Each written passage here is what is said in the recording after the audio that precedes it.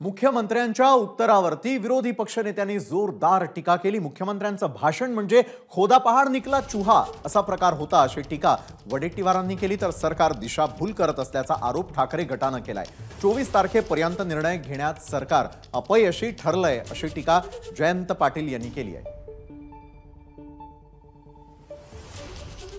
खरं तर ओबीसी आणि मराठा दोनही समाजाच्या काही प्रश्न होते या सभागृहामध्ये चर्चेला गेले होते। मराठा समाजाच्या आरक्षणाच्या पासूनचा जो विषय होता त्याला कुठेही ठोस असं उत्तर सरकारने दिलं नाही, मुख्यमंत्री महोदयांनी दिलेलं नाही आणि विशेष करून त्याला कुठली तारखेची मर्यादा पण नाही। म्हणजे आजचं उत्तर खोदा पहाड निकला चुहा असं म्हणता येईल।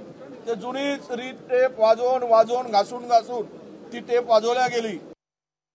आता पुन्हा वेळ मागून घेण्यातला प्रकार झालेला आहे आणि विशेष अधिवेशन बोलवण्याचं गाजर दाखवण्यात आलेलं आहे। विशेष अधिवेशन जर निवडणुकीची आचारसंहिता घोषित झाली तर घेणं आणि धोरणात्मक निर्णय घेणं हे कायद्याने शक्य होणार नाही। आज मराठा समाजाला किंवा हा जो प्रस्ताव होता तो अनेक वेगळे महाराष्ट्रातले जे आरक्षणाचे प्रश्न आहेत त्या संदर्भात होता। त्यातल्या इतर समाजाच्या आरक्षणाबद्दल कोणतेही भाष्य मुख्यमंत्र्यांनी केलं नाही।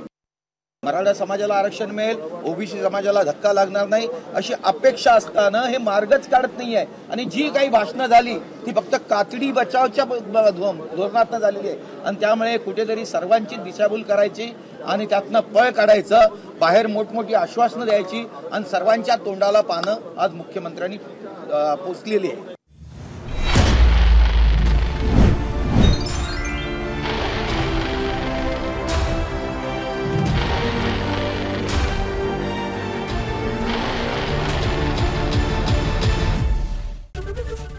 एबीपी माझा, उघडा डोळे बघा नीट।